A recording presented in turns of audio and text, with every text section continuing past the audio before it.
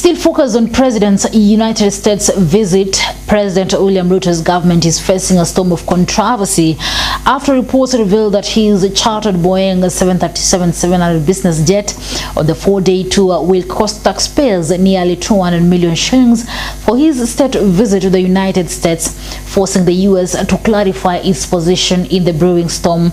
The news comes as the government urges cost cutting across various sectors and the complete removal of budgets for some agencies in the proposed budget for the financial year 2024-2025. The luxury charter provided by the Abu Dhabi-based airline Royal Jet charges $18,000 per hour.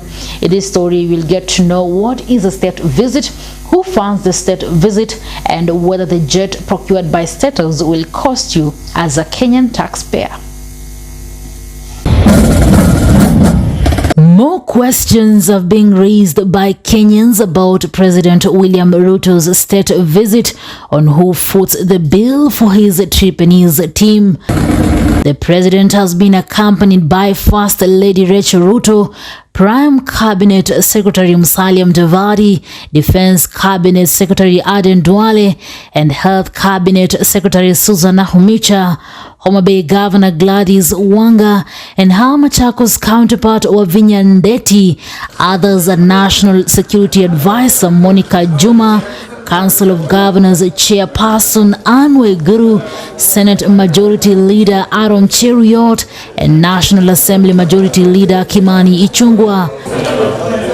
Astonishingly, comedian and script writer Eddie Butita was among men and women who accompanied the President William Ruto on his USA tour.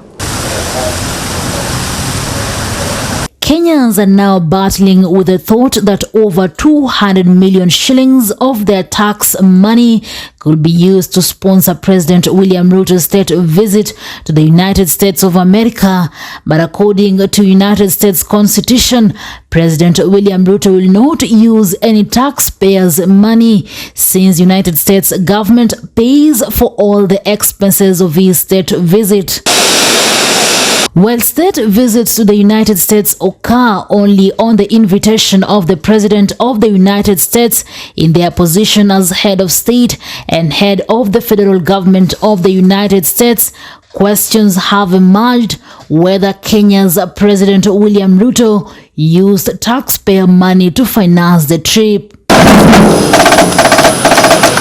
In addition, during the state visit to the United States, the visiting head of state is usually allowed to be accompanied by an official delegation of between 8 to 10 people.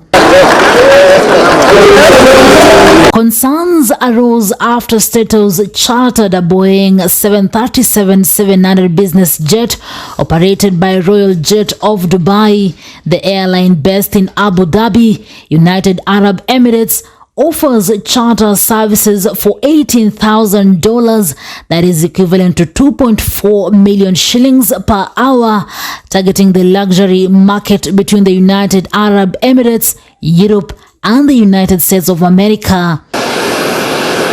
A quotation from Royal Jet, the Abu Dhabi-based private airline that provided Ruto's luxurious transport, reveals a one-way flight from Nairobi to Atlanta cost $748,600 equivalent to 98 million shillings. The figure is for the 18-hour flight as stated in the said quotation.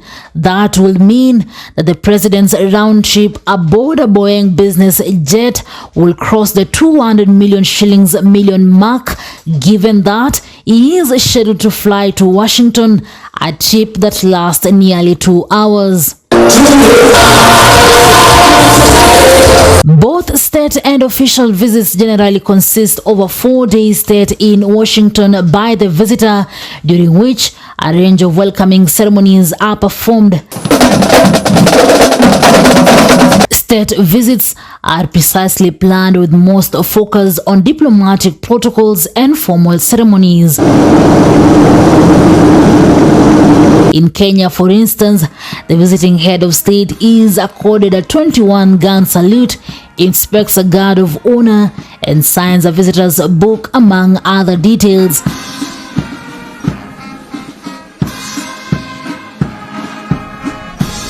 State visits to the United States are always reciprocated at a later time with a state visit by the United States. In addition, U.S. diplomatic policy is to host no more than one state visit from any single nation in a 4-year period.